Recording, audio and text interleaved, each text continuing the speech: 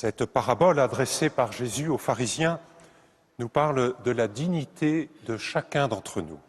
Ils n'ont pas été trouvés dignes, dit le maître de maison à ses serviteurs. En disant cela, je pense à l'évêque qui m'a ordonné prêtre à la basilique de Saint-Denis.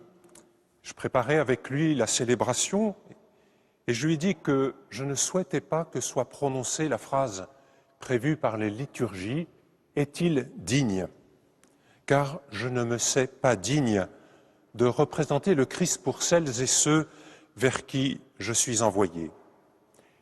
Et il m'a répondu « Oui, Benoît, tu as raison, tu n'en es pas digne, mais d'autres t'ont jugé digne d'être ordonné prêtre. » Dans l'histoire humaine, pourquoi tant de personnes se dérobent à cette extraordinaire invitation?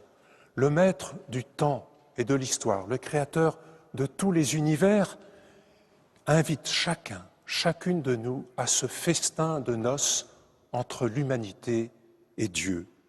Il prend lui-même le tablier de service. Il confectionne un festin de viande grasse et de vin capiteux.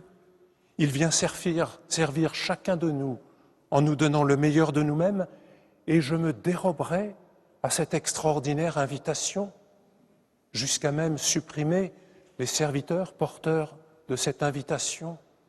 Mais quel drame! Le Seigneur me dit, si tu ouvres ta porte, j'entrerai, je prendrai chez toi le repas et toi avec moi.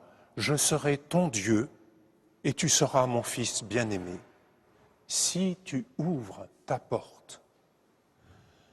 Quoi de plus important dans mon existence? Et parce que tant ont refusé cette invitation, le maître dit à ses serviteurs, allez sur les places, appelez les mauvais comme les bons, tous ceux qui accepteront d'ouvrir la porte de leur existence, de se laisser revêtir du vêtement de noces pour se laisser aimer et servir et devenir les amis du Christ.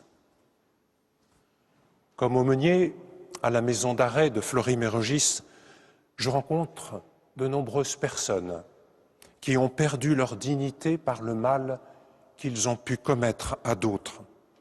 Et ce mal est revenu sur eux comme par un effet boomerang, avec tout le poids de la culpabilité et de la honte. Ils ont été ainsi réduits à rien. La culpabilité met à nu. Ayant la clé de leur cellule, je rentre par leur porte et je m'assois auprès d'eux. Je sais que je ne suis pas plus digne qu'eux. Nous savons l'un et l'autre où notre propre histoire a blessé notre dignité. Vous savez, ma dignité, ce n'est pas d'être quelqu'un de bien ou celle que je me donne, mais bien de devenir qui je suis, fils de Dieu ou fille de Dieu. C'est pourquoi le maître de ma vie me fait cette invitation à devenir son ami, son intime, à me laisser revêtir par sa miséricorde le vrai vêtement de ma dignité pour vivre et vivre bien sur ce chemin de la sainteté, celui des amis du Christ. Ce qui m'a le plus touché durant le confinement, c'est la beauté du ciel bleu et des arbres, ici, à la Clarté-Dieu.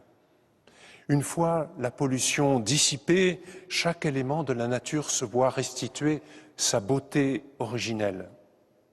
Il en est de même pour chacun de nous.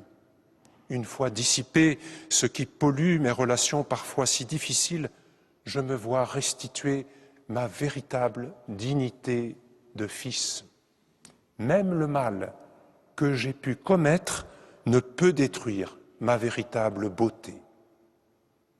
Il suffit d'accepter ce que je suis, un fils de Dieu, de me laisser servir par le maître de mon existence. Oui, l'évêque qui m'a ordonné avait bien raison. D'autres t'ont jugé digne. Ce n'est pas ton œuvre. Cela t'est donné et donné à vivre pour que d'autres, à leur tour, puissent se laisser aimer, servir et devenir les amis du maître de ce festin, les mauvais comme les bons, pour devenir bons de la bonté même de Dieu.